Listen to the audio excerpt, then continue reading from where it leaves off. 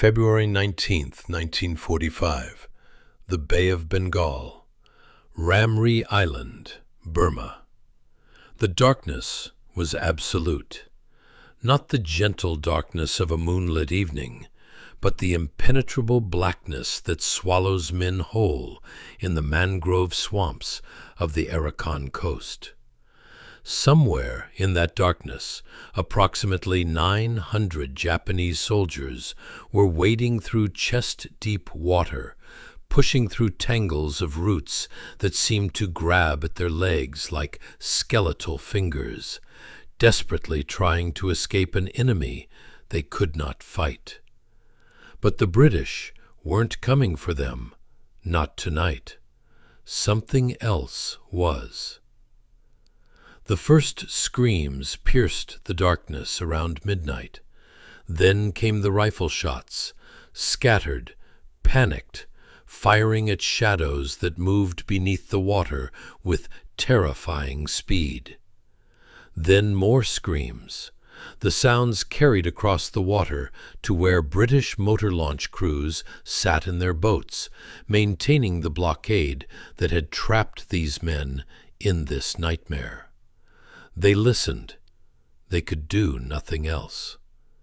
That night was the most horrible that any member of the motor launch crews ever experienced, Canadian naturalist Bruce Stanley Wright would later write. The scattered rifle shots in the pitch-black swamp, punctured by the screams of wounded men crushed in the jaws of huge reptiles, and the blurred, worrying sound of spinning crocodiles made a cacophony of hell that has rarely been duplicated on Earth. At dawn, the vultures arrived to clean up what the crocodiles had left. This is the story of Ramree Island, where military doctrine collided with nature's most ancient predator, where the Japanese code of death before dishonor sent nearly 1,000 men into a swamp inhabited by creatures that had been perfecting the art of killing for 200 million years, where war, in all its human brutality, met something far older and far more indifferent to the suffering of men. Whether the crocodiles killed dozens or hundreds, and historians fiercely debate the numbers, what happened in those mangrove swamps during those terrible weeks of February 1945 remains one of the most haunting episodes of the Second World War. It is a story that asks an uncomfortable question. In the hierarchy of horrors that men can face, where does being eaten alive rank against the shame of surrender?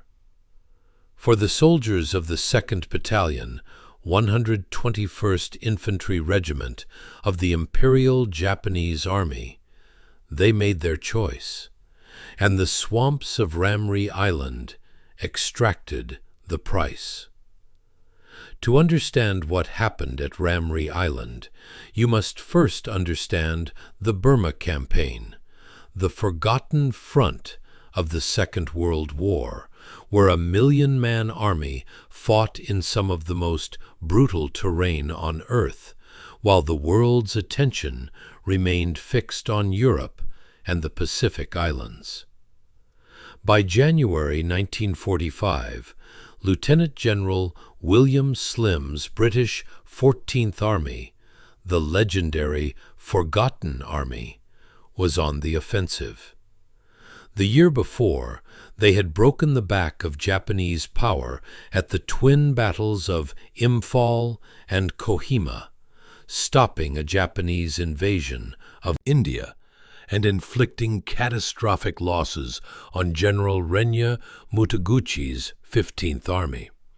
Now Slim was driving south, his objective nothing less than the complete liberation of Burma and the capture of Rangoon before the monsoon rains made further operations impossible. The 14th Army was a remarkable force. At nearly 1 million men, it was the largest Commonwealth army of the war, drawing soldiers from Britain, India, Nepal, West Africa, and East Africa. These men had learned to fight in the jungle, to use air supply to sustain themselves when cut off, and to hold their ground when the Japanese employed their feared infiltration tactics. They had transformed from the demoralized force that had been chased out of Burma in 1942 into one of the most effective fighting formations of the war. But Slim faced a problem. His army was outrunning its supply lines. The air bases at Impal and Agartala were reaching the limits of their effective range.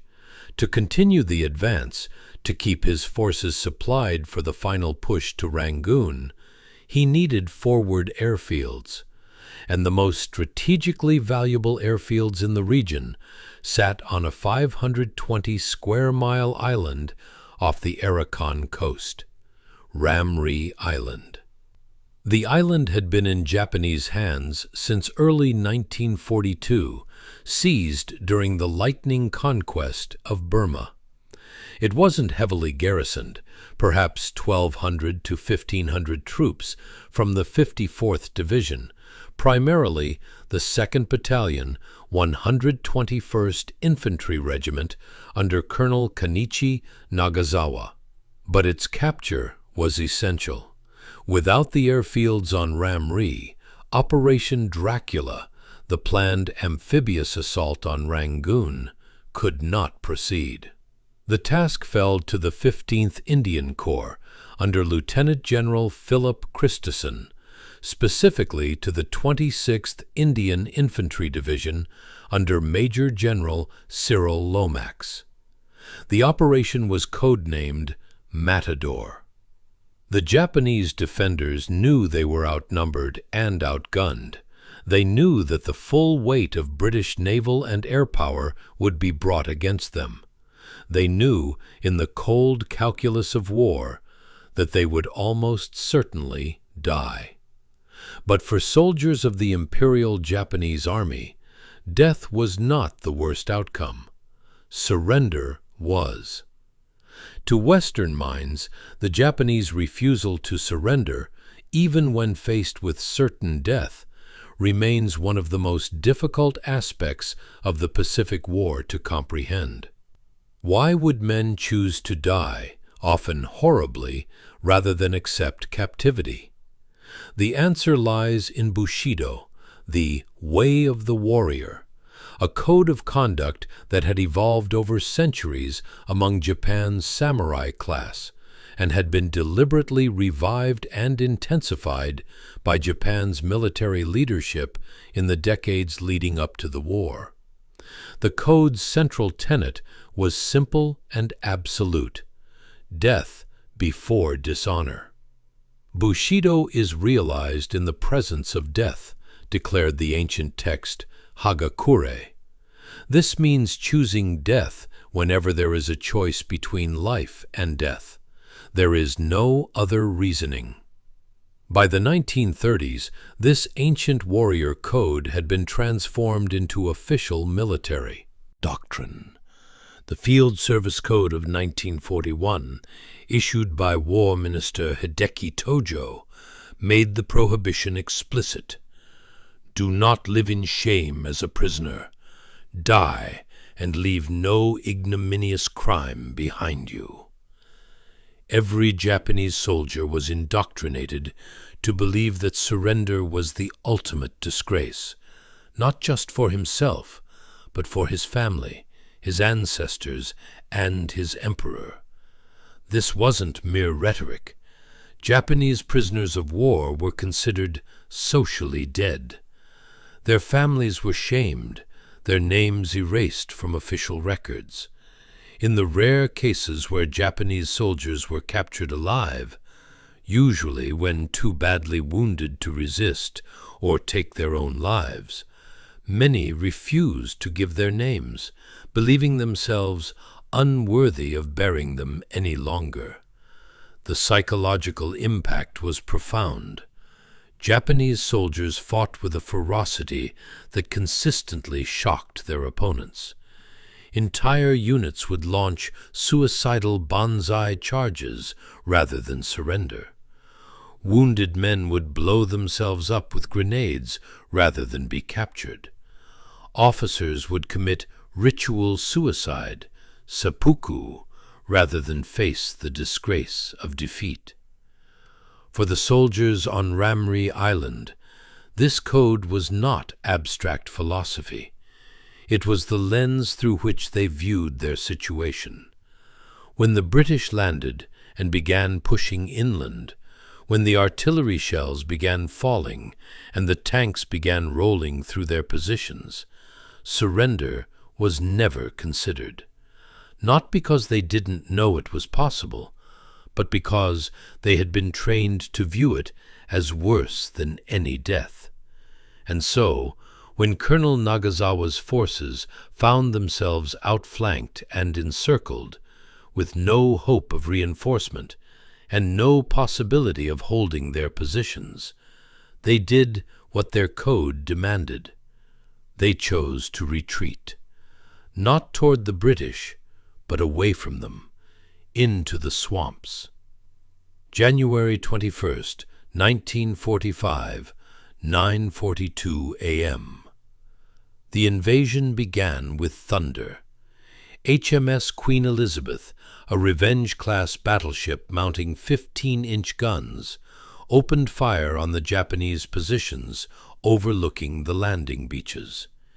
Each shell weighed nearly a ton.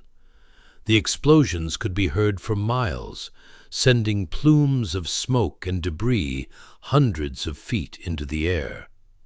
Alongside her, the light cruiser HMS Phoebe and supporting destroyers added their voices to the bombardment. Overhead, aircraft from the escort carrier HMS Amir spotted targets, while B-24 Liberators and P-47 Thunderbolts from the 3rd Tactical Air Force pounded Japanese positions inland. It was a demonstration of overwhelming firepower, the kind of display that had become routine for Allied forces by 1945, but which the Japanese defenders had no way to answer. The 71st Indian Infantry Brigade went ashore first, landing on beaches west of Kyokpyu at the northern end of the island. They met no resistance on the beaches themselves. The naval and air bombardment had done its work, and by afternoon the beachhead was secure.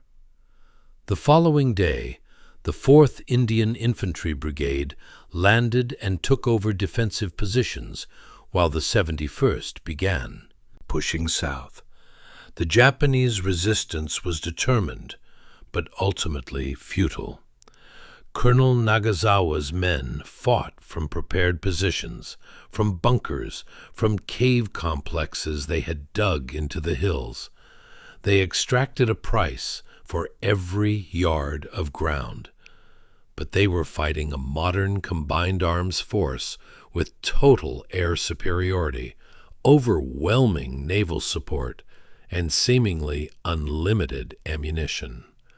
By February 1st, the 71st Brigade had reached the village of Sane. On February 7th, they approached Ramry town itself, the main Japanese strongpoint on the island. Tanks of the supporting armor units rolled forward alongside infantry, their guns systematically reducing each defensive position. The town fell on February 9th, but the fighting wasn't over. As the British forces closed in, as their encirclement tightened, Colonel Nagazawa faced his impossible choice. He had perhaps 900 men still capable of fighting. He could stand and die in Ramry town, an honorable death certainly, but one that would accomplish nothing. Or he could try to break out, to link up with Japanese forces on the mainland to fight another day. The route would take his men through approximately 10 miles of mangrove swamp, some of the most inhospitable terrain on Earth. But Nagazawa had studied his maps. He knew that the swamps connected to a network of tidal creeks, chungs in the local language, that might allow his men to slip past the British blockade and reach the strait separating Ramry from the mainland. From there, they could swim or find boats. They could escape. What Nagazawa may not have fully appreciated, what perhaps no one could have fully appreciated until they were in that swamp, was that they would not be alone in those waters. The swamps of Ramree Island were home to one of the largest populations of saltwater crocodiles in Southeast Asia. The mangrove swamps of Ramree Island were not merely difficult terrain. They were a death trap designed by nature over millions of years, perfected for exactly the kind of predator-prey encounter that was about to occur. Mangrove swamps exist in the tidal zones where freshwater rivers meet saltwater seas. They are neither fully land nor fully water, but something in between. A labyrinth of channels, mudflats, and tangled root systems that shift and change with every tide. The trees themselves are remarkable adaptations, their roots rising above the water like grasping fingers, creating impenetrable thickets that can stop a man in his tracks, while providing perfect concealment for anything beneath the surface. The Ramree swamps stretched for miles, a 10-mile barrier between the Japanese positions and the mainland. The water varied from ankle-deep to chest-deep, depending on the tides and the terrain. The mud beneath was soft, treacherous, capable of swallowing a man to his waist if he stepped wrong. The root systems forced constant detours, turning what might be a straight-line distance of 10 miles into a winding nightmare of 20 or 30. There was no fresh water. The tidal nature of the swamps meant that the water was brackish at best, poisonously salty at worst. Any soldier who drank it would accelerate his own dehydration, hastening the end that the swamp was already preparing for him. The heat was oppressive. February in Burma is not the hottest month, but temperatures still reached the mid-80s Fahrenheit, and the humidity in the swamps approached 100%. Men wading through chest-deep water, carrying their weapons and equipment, pushing through root tangles, fighting the mud with every step, would burn through their bodies' water reserves at an alarming rate. And then there were the other inhabitants of the swamp. Scorpions nested in the root systems, their stings painful and debilitating. Mosquitoes swarmed in clouds so thick they could be inhaled, carrying malaria, dengue fever, and other tropical diseases. Venomous snakes, kraits, cobras, vipers made their homes among the roots. The water itself harbored parasites that would begin their work within hours of exposure. But none of these were the apex predator of the Ramree swamps. That title belonged to Crocodilus porosus, the saltwater crocodile, the largest living reptile on Earth, a perfect killing machine that had survived virtually unchanged since the age of dinosaurs. And in the mangrove swamps of Burma's Arakan coast, they were everywhere. The saltwater crocodile is, quite simply, the most dangerous large animal that regularly preys on humans.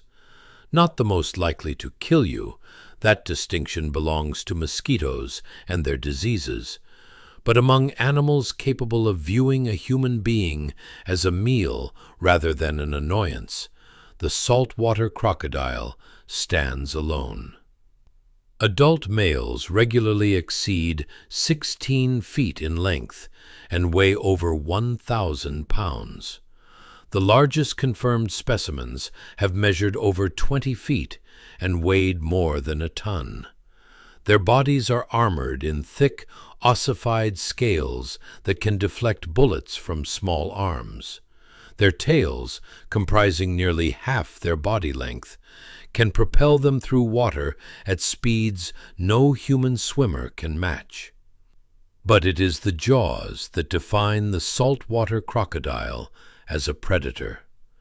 The bite force of a large saltwater crocodile has been measured at over 3,700 pounds per square inch, the strongest bite of any living animal, more than twice the force of a great white shark's bite.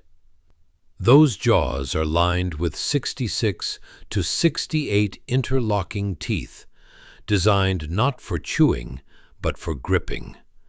Once those jaws close on prey, nothing short of death will make them release. The hunting technique of the saltwater crocodile is a masterpiece of patient brutality. They are ambush predators, capable of remaining motionless for hours, only their eyes and nostrils breaking the surface. They watch.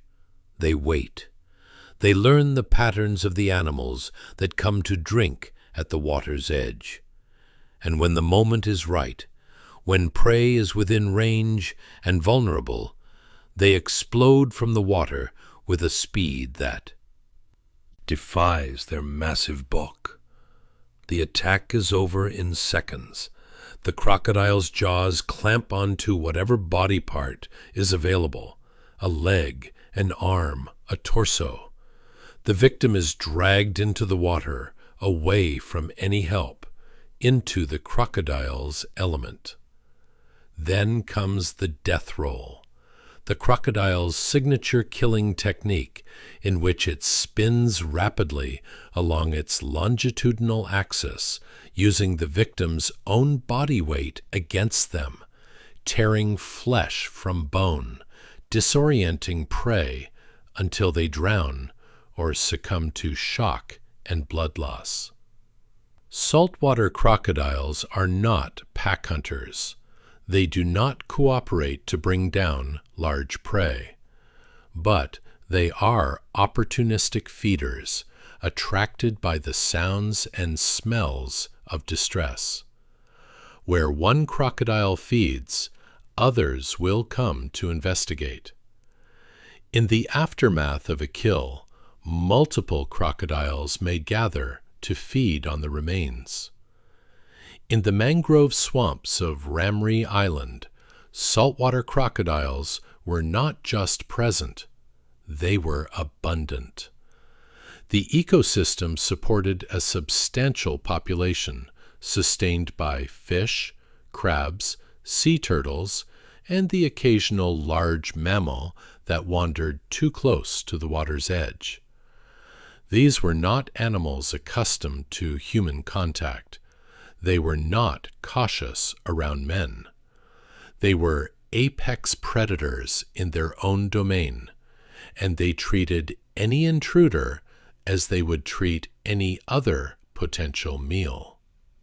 When nearly 900 Japanese soldiers entered those swamps, bleeding from wounds, exhausted from days of fighting, making noise with every step through the water, they were doing everything possible to attract the attention of the most dangerous predators in Asia.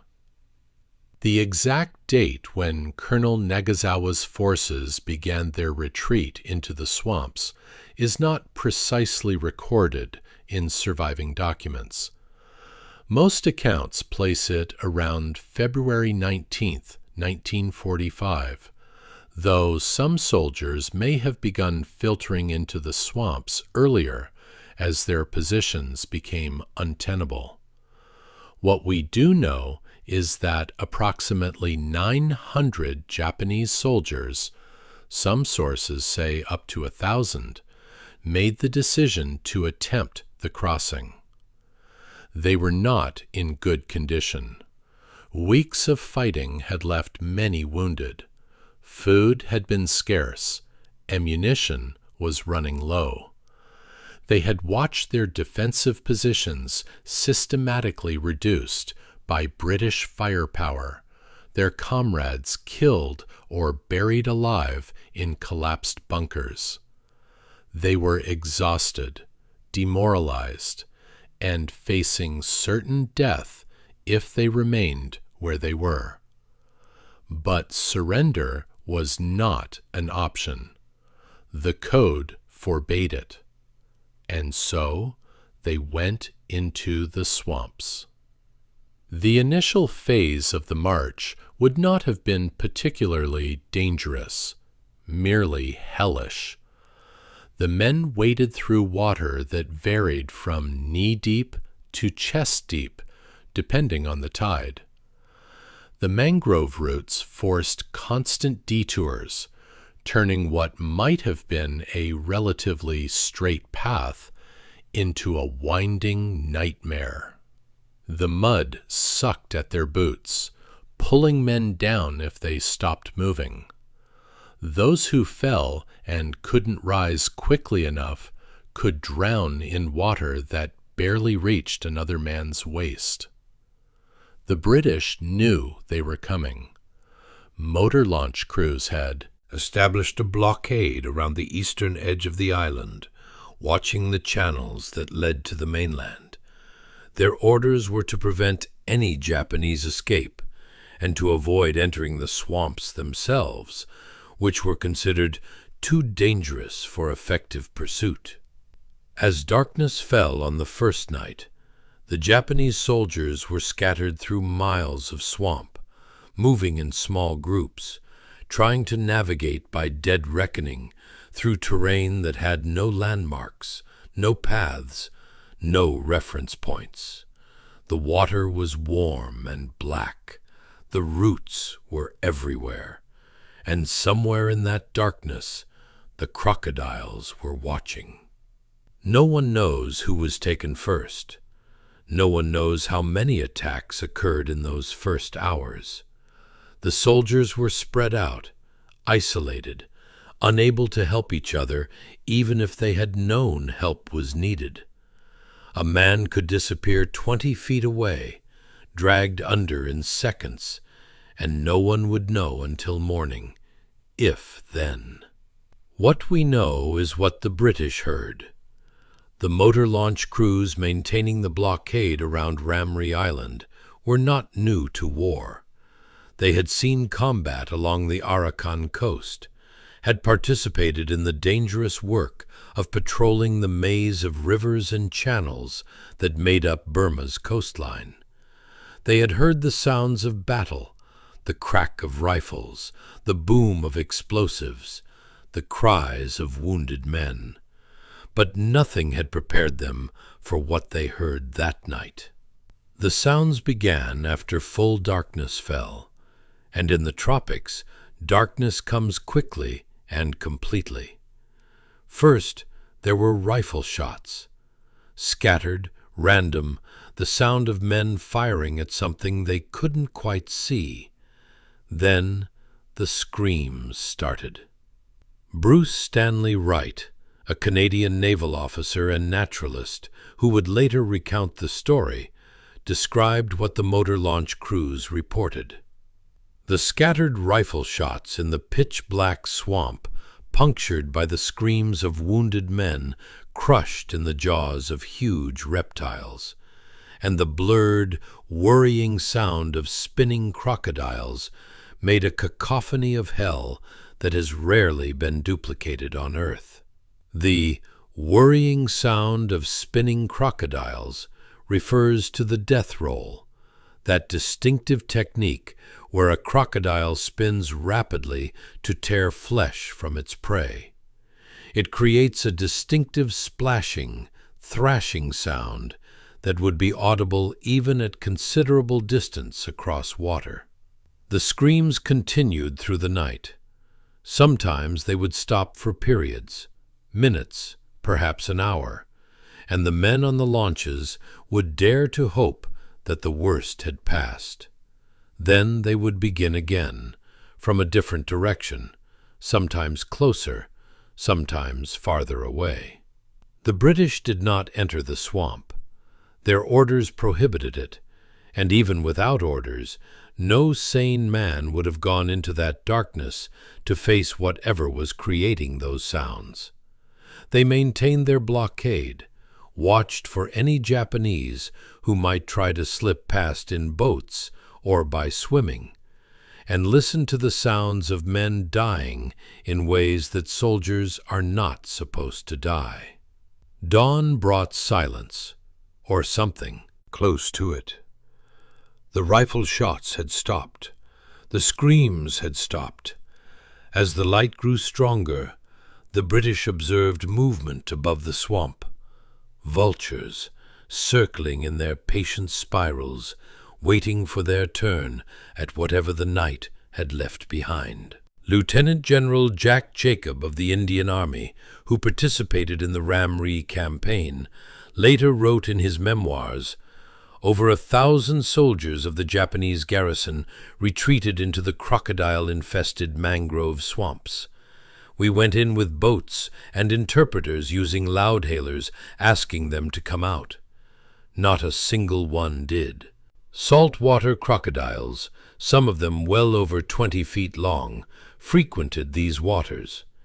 It is not difficult to imagine what happened to the Japanese who took refuge in the mangroves. But imagination, as it turns out, may have been more active than reality. The story of the Ramree Island crocodile massacre has become one of the most famous and most debated episodes of the Second World War. The Guinness Book of World Records once listed it as the greatest disaster suffered from animals, claiming that 900 Japanese soldiers were eaten by crocodiles in a single night. The truth, as historians and scientists have gradually established, is more complicated, and in some ways more horrifying, precisely because it strips away the mythological elements and reveals the grim reality of what those men actually faced. In 2000, herpetologist Stephen Platt visited Ramree Island and conducted interviews with local residents who had been alive during the war, including some who had been conscripted as laborers by the Japanese military. His findings, published in the Herpetological Bulletin, paint a very different picture from the legend. According to Platt's informants, the local villagers unanimously discounted any suggestion that large numbers of Japanese fell prey to crocodiles. The only crocodile-related deaths they recalled occurred when approximately 10 to 15 soldiers were killed attempting to cross Min Chong, a tidal creek near Ramree town. This is consistent with normal saltwater crocodile predation patterns, opportunistic attacks on isolated individuals in confined waterways, rather than a mass feeding frenzy. So what killed the other Japanese soldiers? The evidence suggests a combination of factors far more mundane than crocodile attack, but no less deadly. The swamp itself was a killer. Fresh water was unavailable.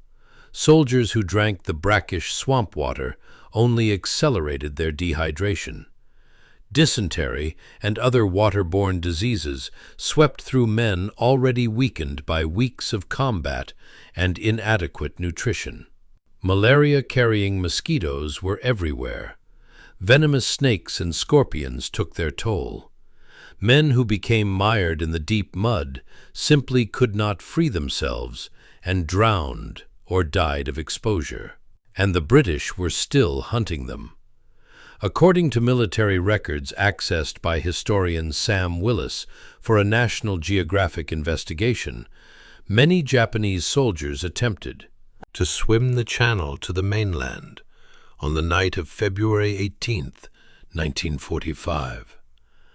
Except for a few swimmers, it's doubtful that any survived the crossing, reads the official British report.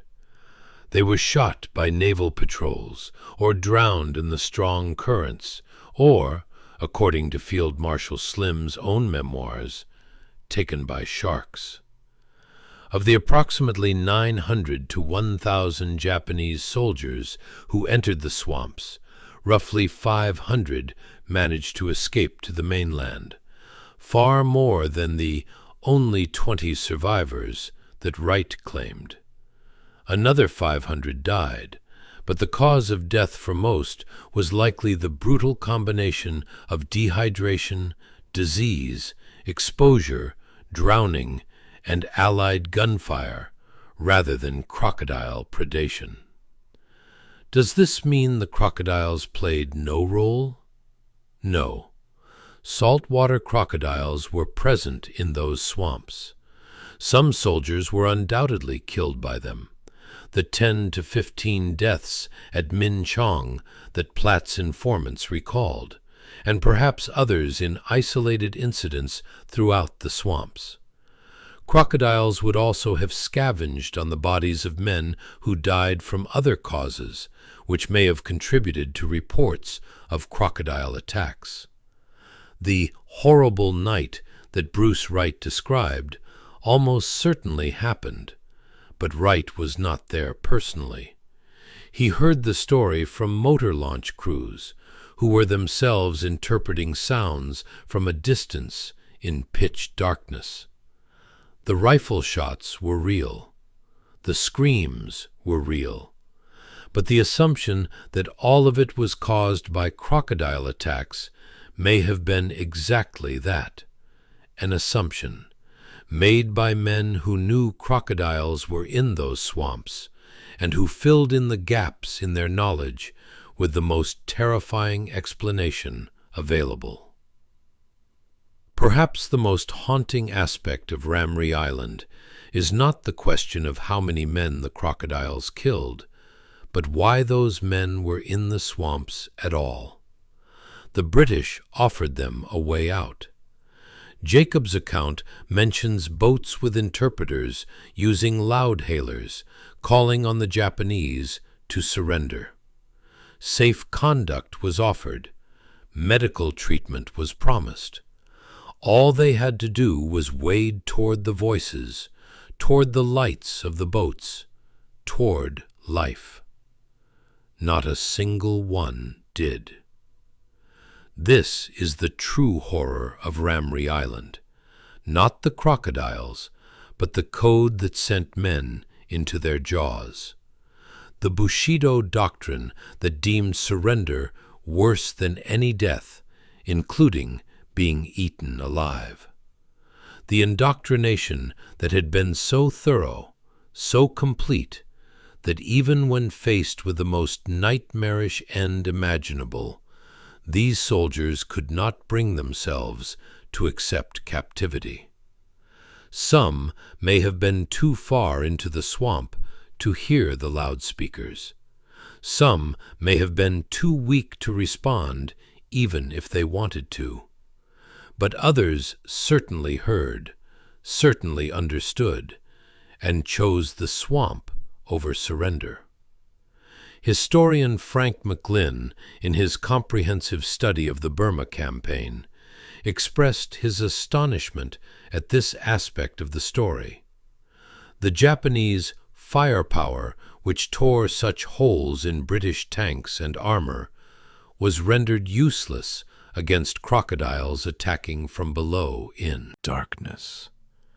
Yet even this helplessness, This absolute vulnerability was not enough to overcome the psychological barriers that Bushido had erected. The soldiers of Colonel Nagazawa's battalion died as their code demanded, refusing to submit to the enemy, choosing death over dishonor.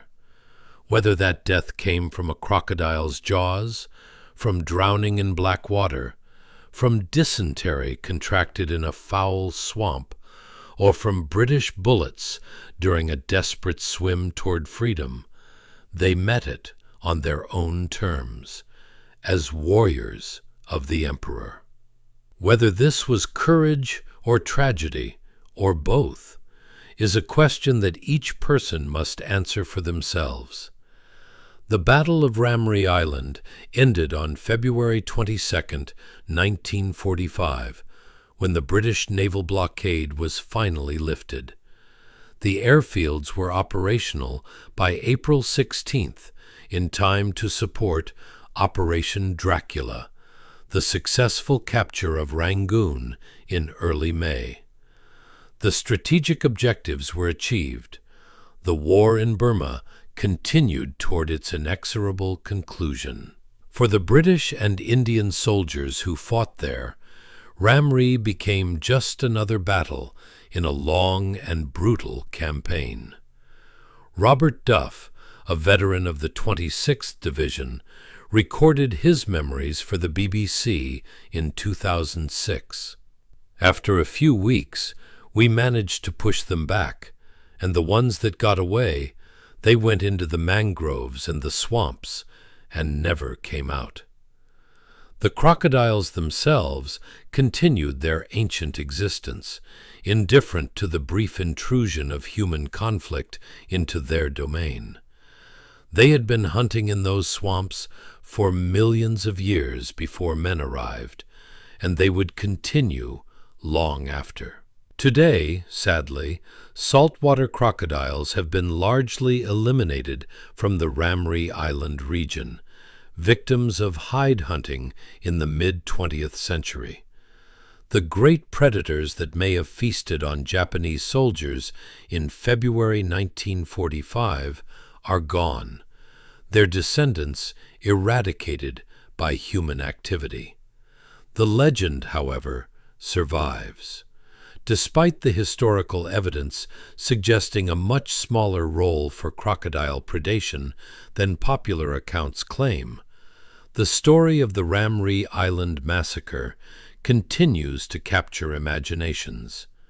A 2021 film, Saltwater: The Battle for Ramree Island, dramatized the events with considerably more crocodiles than the historical record supports. The Guinness Book of World Records has removed the entry in recent editions, acknowledging the dubious nature of the original claims, but the story persists in military histories and nature documentaries. Perhaps this persistence says something about what humans need from such stories. The Pacific War was filled with horrors: the rape of Nanking, the Bataan Death March, the firebombing of Tokyo, the atomic bombs. Ramree Island offers something different, a story where nature itself became the executioner, where the enemy was defeated not by human ingenuity, but by ancient, primordial forces that care nothing for flags or ideologies or codes of honor. There is something almost mythological about it: the dragon in the swamp, the monster beneath the water, the price extracted from men who violated nature's domain.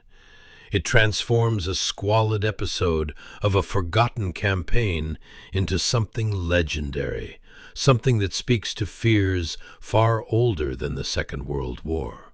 8 decades later, we are left with questions that resist easy answers. Did crocodiles kill hundreds of Japanese soldiers? Almost certainly not.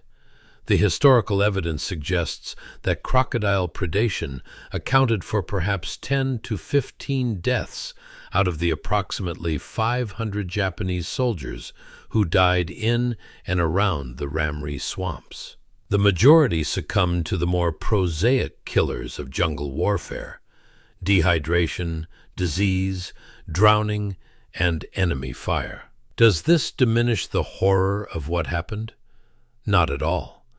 Whether a man dies from a crocodile's jaws or from drinking poisoned water in a desperate attempt to survive, whether he bleeds out from a bullet wound or from snake venom, the suffering is real. The swamps of Ramree Island were a death trap, and they claimed their victims with cold efficiency, regardless of the specific mechanism of killing. Could it have been prevented? Yes, if the Japanese soldiers had been willing to surrender. If Bushido had allowed them to accept captivity with honor. If they had waded toward the boats with the loudspeakers instead of deeper into the swamp. But they could not, and perhaps that inability, that prison of ideology and indoctrination, is the true tragedy of Ramree Island. The saltwater crocodiles were just doing what they had done for 200 million years. The swamp was just being a swamp. The British were just fighting a war according to their own doctrines and values. It was the Japanese code, and the Japanese code alone, that sent those men into the darkness. In the end, Ramree Island stands as a monument to the intersection of human folly and natural indifference, a place where military doctrine met biological reality, where honor codes collided with apex predators, where the oldest rules of the natural world proved stronger than the artificial constructs men carry into battle. The crocodiles have forgotten. Nature does not keep memorials, but history does. And in the mangrove swamps of Ramree Island, history remembers the screams that carried across the water on a February night in 1945, and the silence that followed. If this story moved you, if it made you think about the intersection of war and nature, of doctrine and death, hit that subscribe button and the bell icon so you never miss a video. Drop a comment below. I want to know what you think about the Japanese code of Bushido and whether those soldiers made the right choice. Share this video with someone who needs to hear this story. Until next time, remember, in the fog of war, sometimes the deadliest enemy isn't the one wearing a uniform.